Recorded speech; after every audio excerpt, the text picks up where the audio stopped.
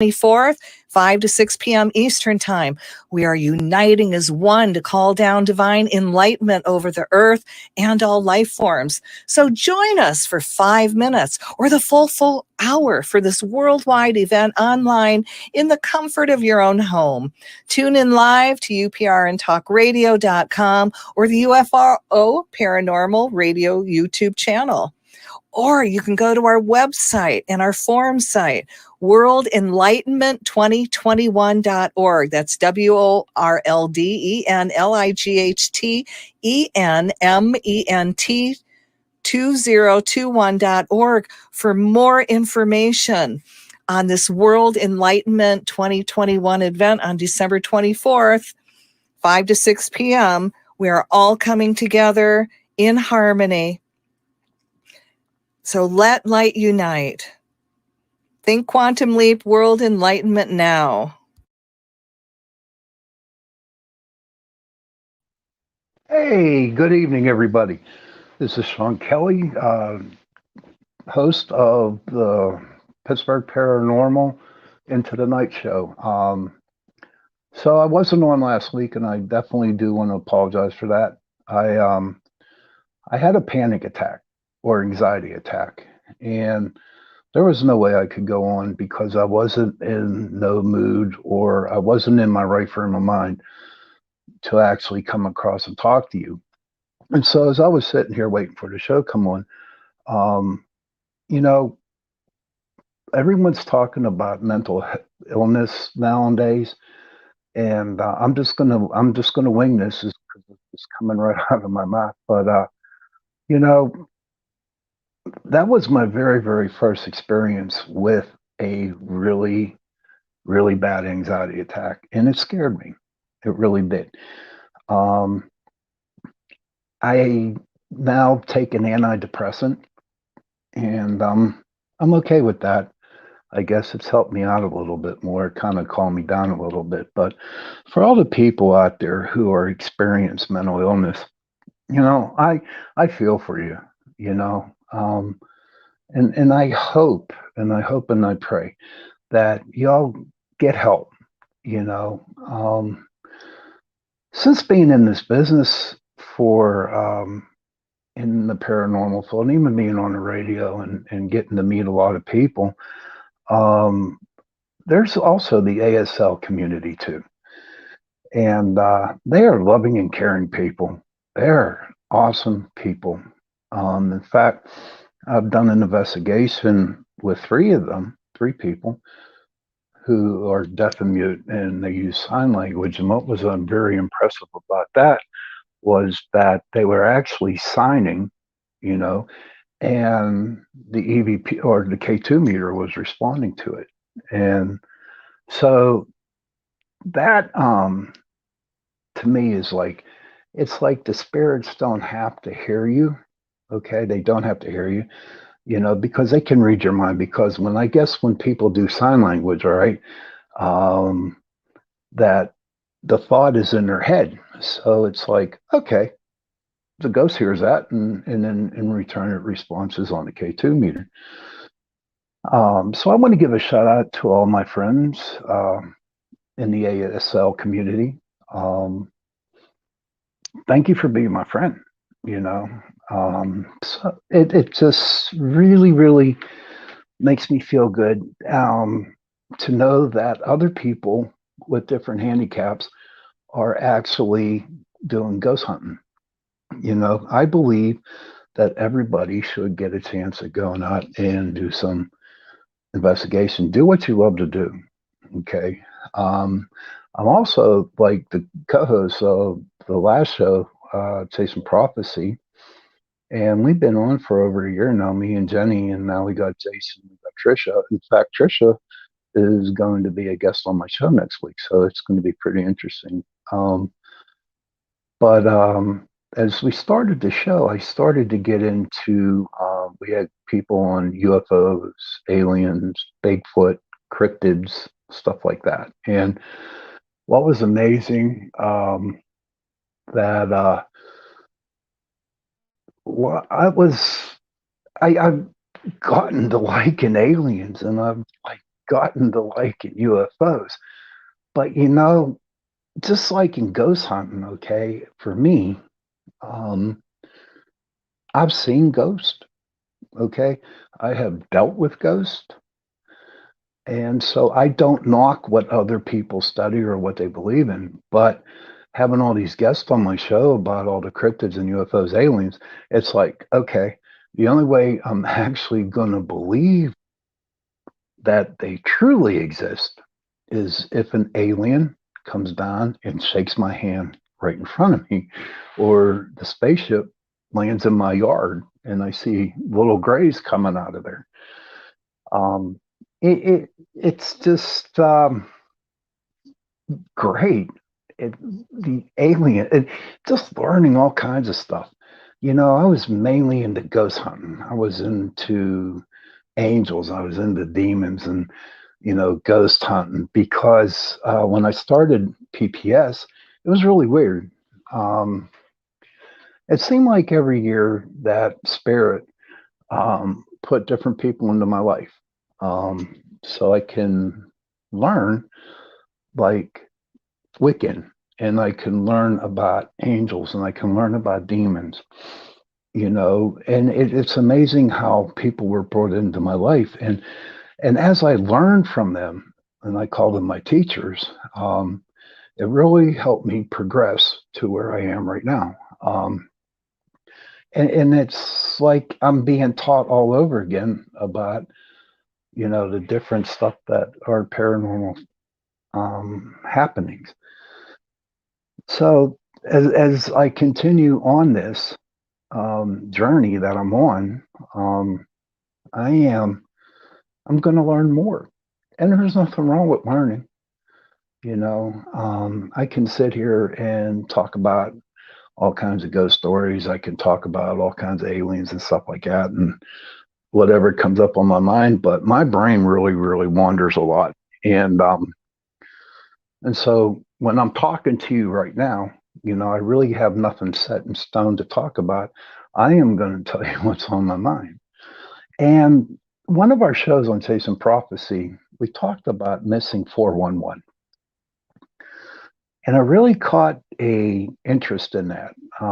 There's a good show called Missing 411, The Hunted, and it's on YouTube and you can watch it. And basically, it's this guy that goes around and investigates people missing. And what amazed me was that the first two stories that in which he talked about, they came from New York, out in the woods. I right now I don't know where in New York, but it was an old man. First one was an old guy, and he was out with 7 or 8 other buddies, you know, and they were hunting. And all this guy did, they spread out. And all this guy did was walk into the woods and sat on a rock. Well, night came and they went back and they couldn't find him. There was no trace of him. They just could not find him. And they were really confused. And even to this day, they're confused because it is very possible, okay, that maybe he walked into a portal or he walked into a vortex of some sort, or he was nabbed by some extraterrestrials. Who knows what happened to him? But what amazes me is that how 1 minute you can be somewhere surrounded by your buddies, and the next minute you're gone. That's to me is like completely insane. So the question started going through my head was like, okay, why did they take him? Why did he walk into that vortex? Or why did the UFO come down and pick him up? No one knows, and I don't know. But to pick out one guy out of 8 or 9, and there were some of his family, his kids were there, his boys, and they were a lot younger. And I'm thinking to myself, okay, if the aliens really wanted somebody, they would go after somebody young. You know, what does the old guy have? And it's crazy because there was no choice. They just snatched him up. Now, what's crazy about the second story, I forget, maybe a month later, there was a guy at his house. At his house, you know, his wife went out and he came back. She came back. He was gone, nowhere to be found. And that was kind of a sad story because to me, I mean, you're in your own house. You figure that you're in your house and that's the most safest place for you to be. But to come out and come home and find that your husband's not there, I mean, that's not cool. And so a lot of the investigations, when they came, the FBI did get up there. And now you all know that when the FBI comes, then it's something very serious. So, what does the government have that they're not telling us? Now, I'm not going to get into that mode. It's like 11:25 where I'm at right now, and I'm not really going to get into that. But what just amazes me is that they just keep everything quiet. I mean, and I read some stuff up on Area 51 that where some guy actually broke through the gate there, and they just came out and shot him dead. And it's just when governments or when people hold secrets, it like drives you nuts because I mean, well, with me, I'll tell you because I had that anxiety attack last week. Um, and again, I am very truly sorry I wasn't on last week. But when you see this stuff, it puts a lot of fear into people. And a lot of people that we talk to on our Chasing Prophecy show, you know, they say the same things. And yes, um, am I afraid? Me personally, not really.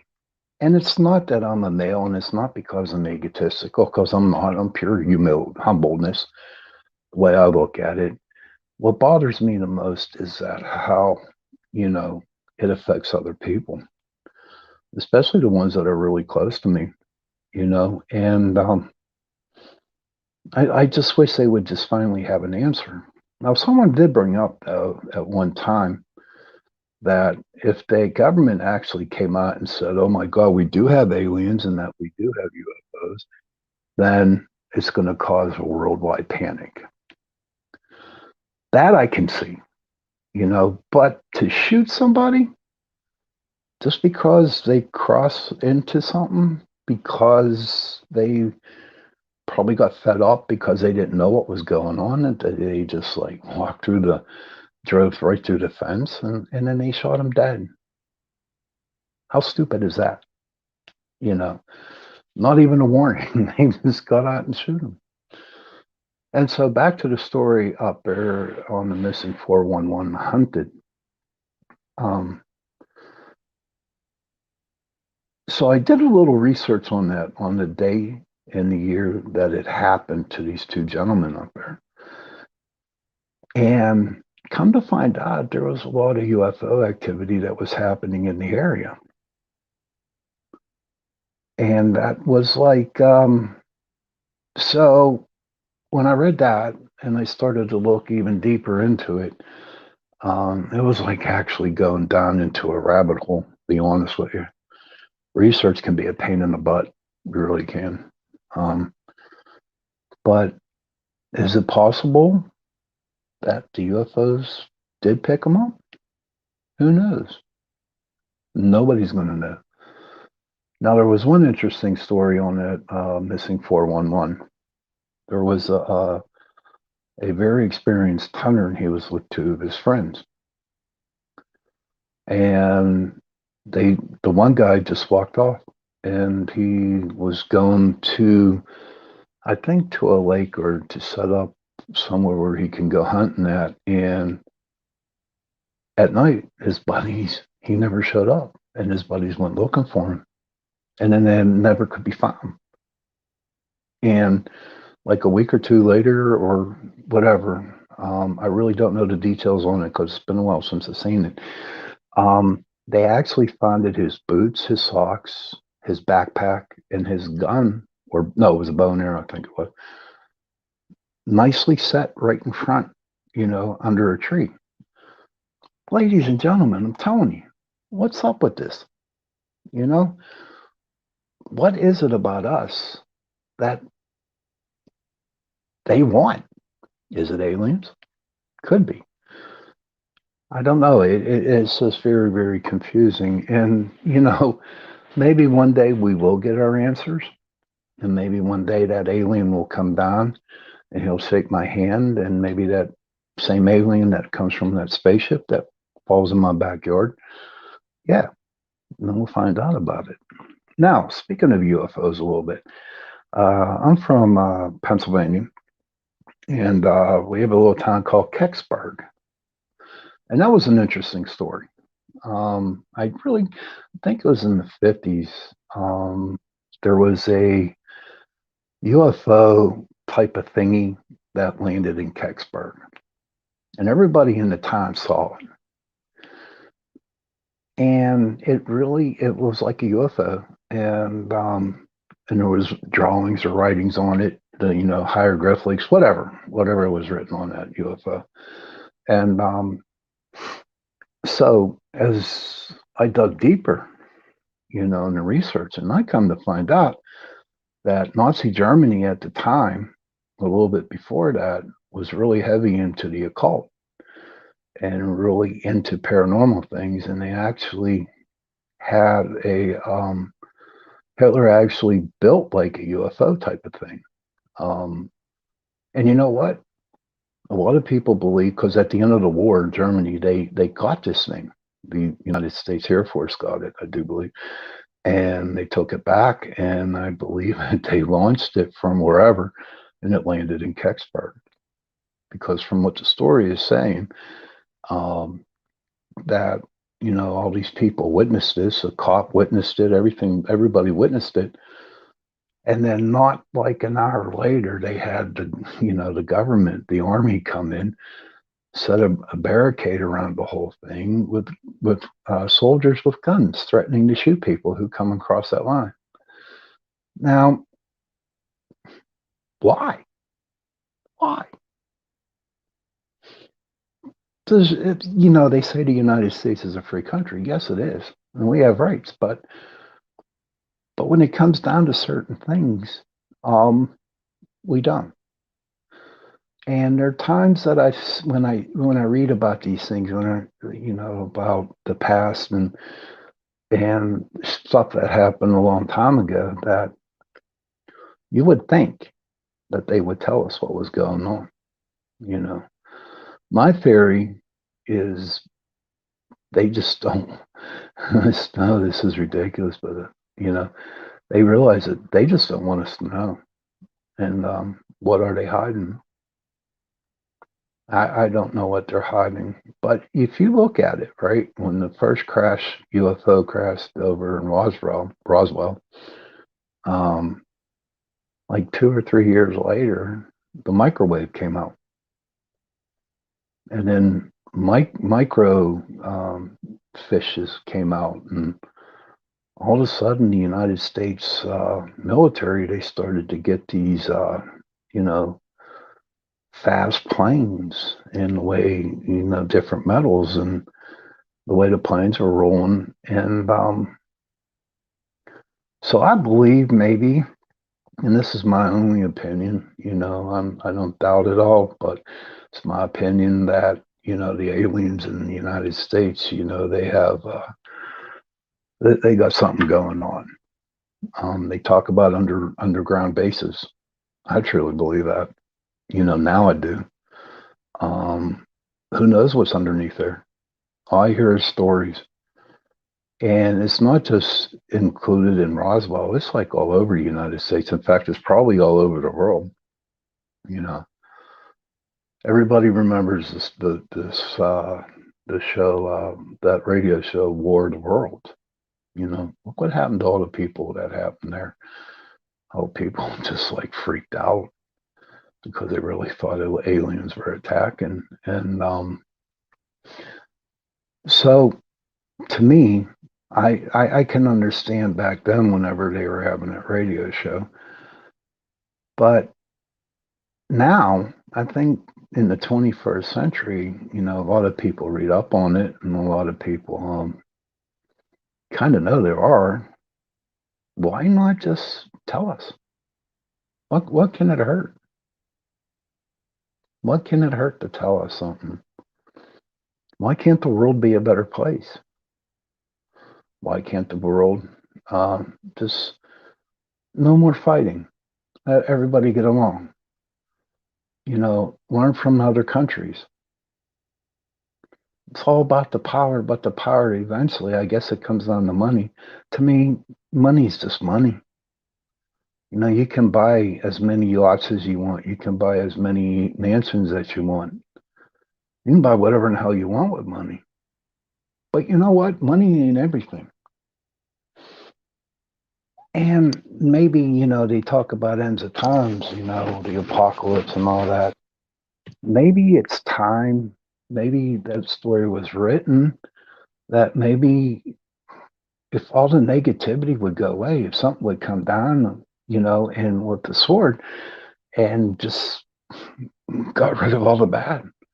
And we started all over again because, ladies and gentlemen, right, that if something happened and the whole world got not blown up, but everything died on it, the trees will grow again, the plants will grow, the water will come back running again and life will start all over again. But for now, no, I don't want that to happen. I don't want the earth to go away. I enjoy where I'm at right now. I just don't like the way people treat other people. And I know I'm going to get off subject here, but why can't we all be friends? Why do people have to have attitudes? Why do people have to, go around and mock people? I don't give a damn about your $2 million house. I don't give a damn about your Maserati or whatever the hell you got. You woke up. And however you got your money, maybe you busted your ass for it, and maybe it was just given to you on a silver spoon. Who knows, right? But all I know is that I work and I pay my bills and I do what I can. I do what I want to do because I know for a fact that I'm not going to be on this earth. I don't know when, only God knows. I believe that. I also believe that was written even before we were born. But why do people have to be mean? Why can't we just have one day? That's all I'm asking. One day. One day. Everybody who's listening to me tonight. One day. Just be nice to somebody. Shake their hand. Tell them they look nice. Tell the women who got their hair done, my God, I love their hair. I love your haircut. Give them a compliment. I work in the supermarket. I'm a meat cutter and I deal with people all the time. And it's funny because I can actually see people who are having a bad day. Maybe their mother passed away, maybe they lost their job, maybe they don't have enough money to buy food, whatever. But when I can go up and make them smile, but just saying hello, how are you? How can I help you? I mean, there were times, and I'm not, some knight in shining armor, but you know what? There were times that people didn't have enough money to buy food, which they need. I mean, and then I had no problem going up and paying for it, or I'd be in line, like in through a drive-through McDonald's, and I'd pay for the other people's coffee or whatever they ordered back then, who were behind me. Why not? Why? And I figure I'll never see them. I'll never meet them. But I know in my heart that I did something good for them. And we all should experience it. No one should be angry at anybody. No one should be jealous. Jealousy sucks. It really does. You know, in the paranormal field, you know, there's not a lot of happiness between other groups. It's like that, you know, they have to outdo each other. And it's just not paranormal groups. It could be a baseball team. It could be, you know, scientists and non-believers or whatever, you know, but they seem to have an ego. They seem to have an attitude. They don't need that freaking attitude. No, no. All they have to do is go up and say hello. Hi, how are you? Or how can I help you today? How hard is that? How hard is it to come up to somebody and say, do you need help? Do you? Oh, it's not hard at all. And if they need help, fine, give them help. If they don't need help, that's okay too. Let's just acknowledge the person. You'll be surprised. You'll be so surprised how much people want to be acknowledged. You know, now, I mean, some of them might give you a crappy look or some might ignore you. But you know what? You planted that seed inside somebody. I know whenever I do investigations, we don't charge. We don't charge at all. And because I believe that, you know, God put this path on me to help people understand why spirits exist, demons exist, angels, whoever. And I don't ask for money. I will tell you this, though, I would be rich if I did, but I would be defeating the purpose because I would be defeating the purpose of helping people, going into their homes and telling them what's going on. It's just like, give me money, money, money, money. So what?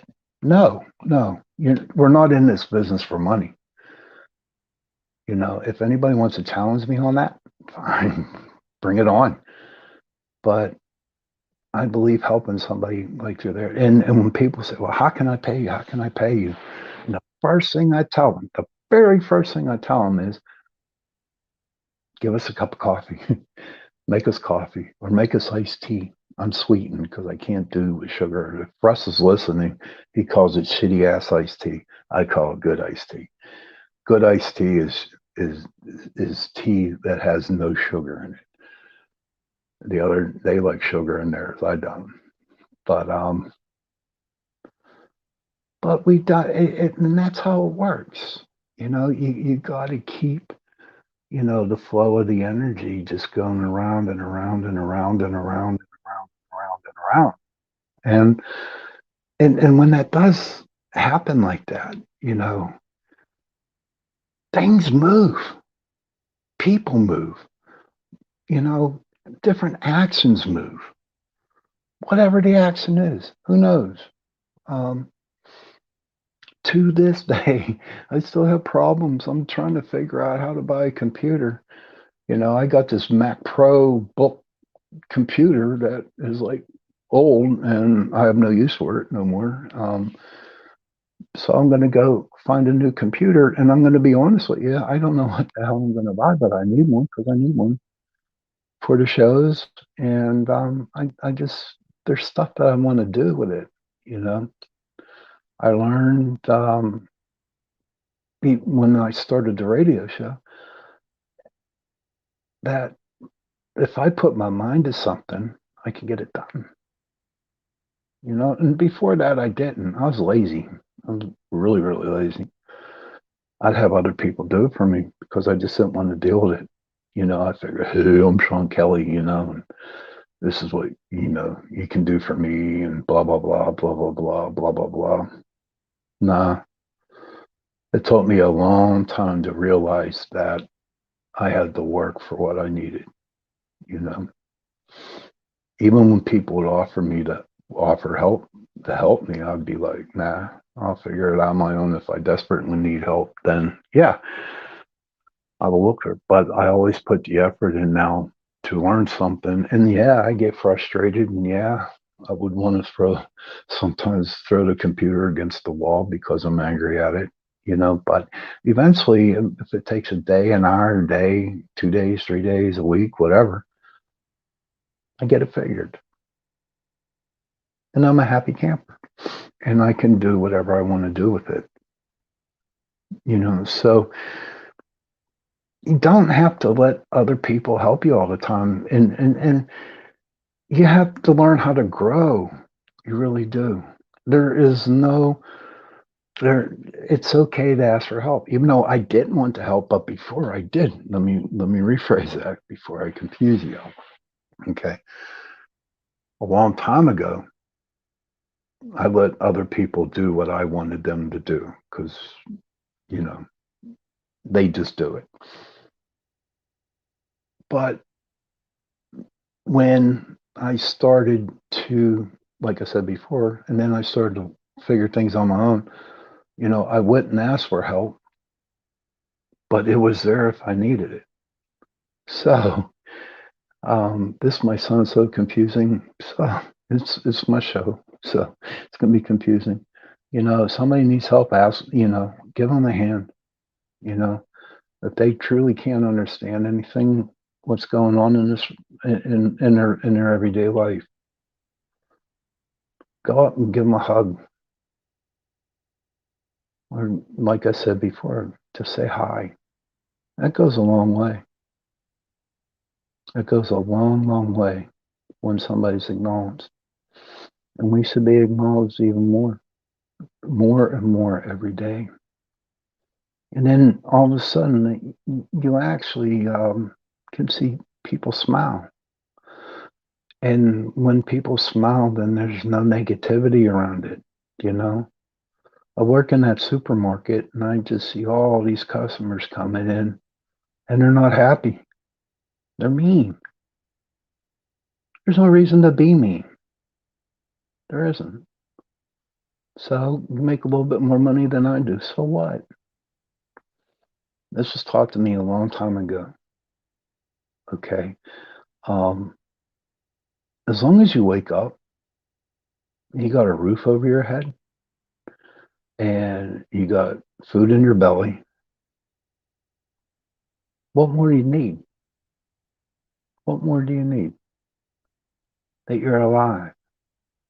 And no matter how hard it gets in life, where you're like King Midas, where everything turns to gold, well, in my case, everything didn't turn, everything would break.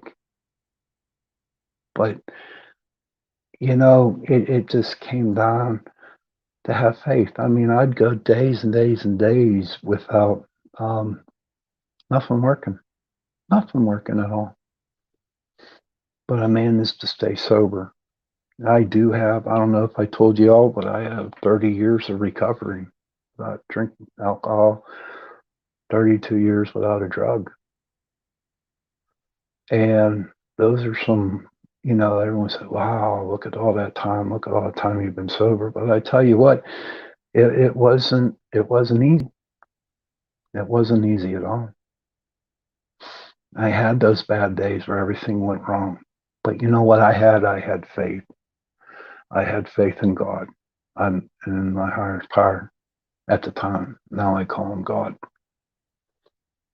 But I realized something during my recovery, that I would play poker with God.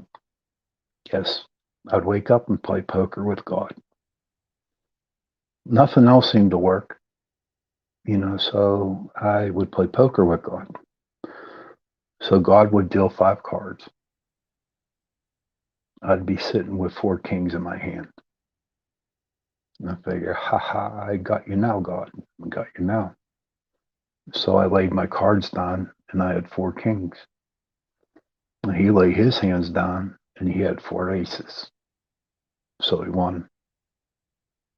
And my day was miserable.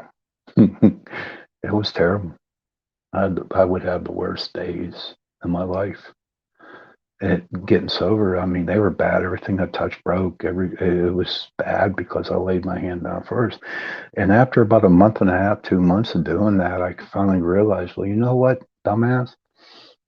If you hold on to your hand before you go to bed at night, and when you're about to go to sleep, then put your 5 cards down. And I did that. I started to do that.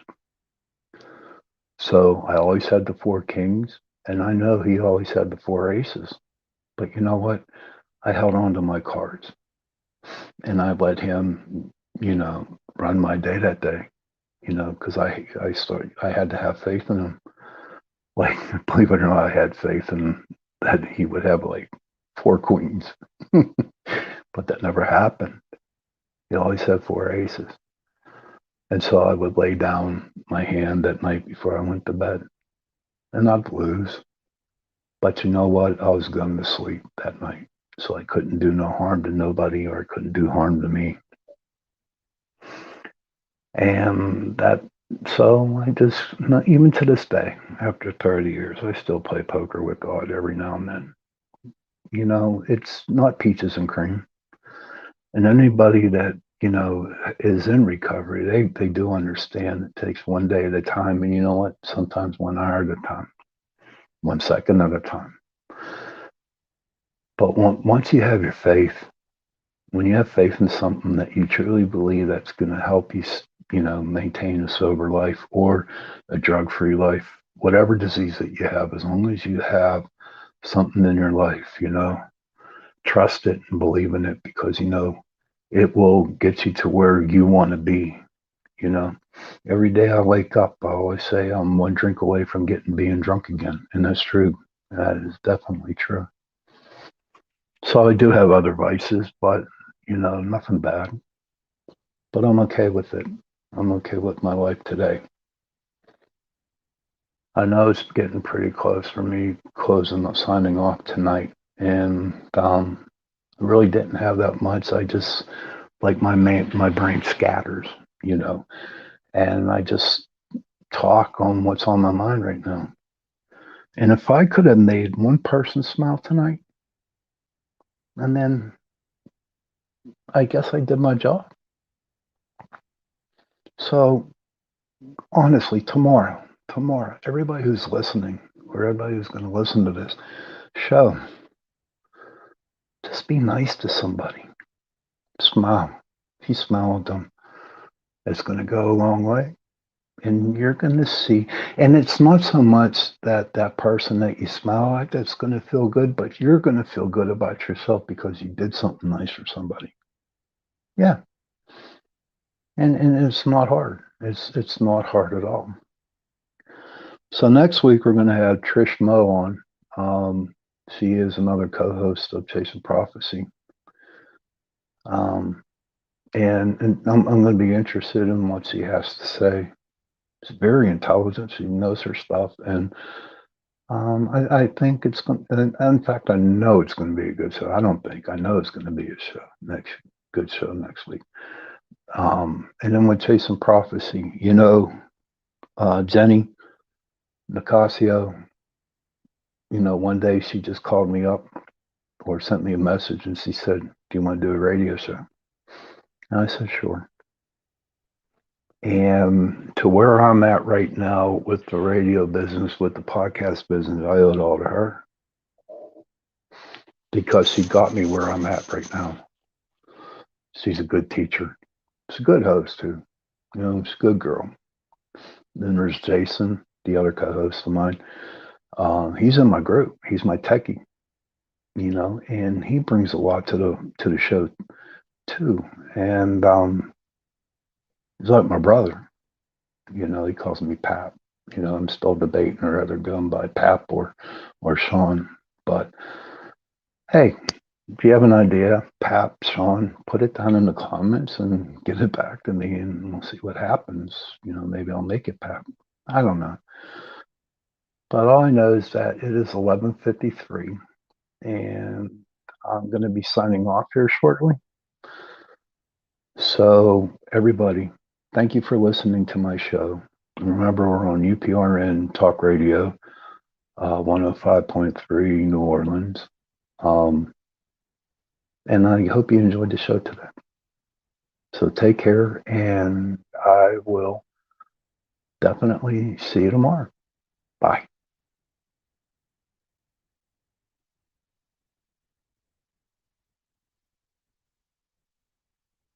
No, I'm still on until Joe gets on again, I guess.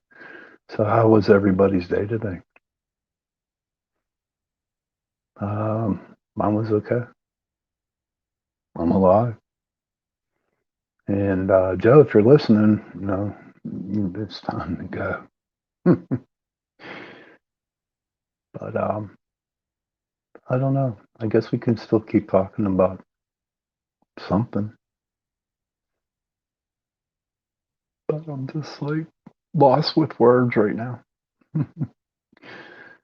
Heck, let me get them. And you know what? Tomorrow's going to be a good day. Tomorrow will be. Hopefully I wake up and then I go to work and then I come home and then I got the next 2 days off. And I'm definitely going to the mountains. And I'm going to just get away from it all and then just re-energize myself. I wish I knew how to do this so I would shut off. Joe, are you listening? Joe, are you listening, buddy? I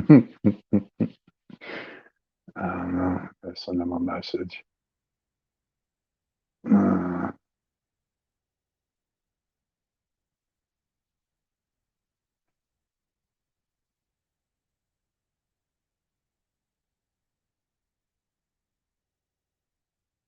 Okay, I just sent him a message.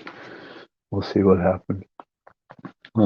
So October 16th, we got a investigation coming up. We're doing a private residence over here in Pittsburgh, and I'm looking forward to that. The house is definitely haunted. We were supposed to do it back in July, but every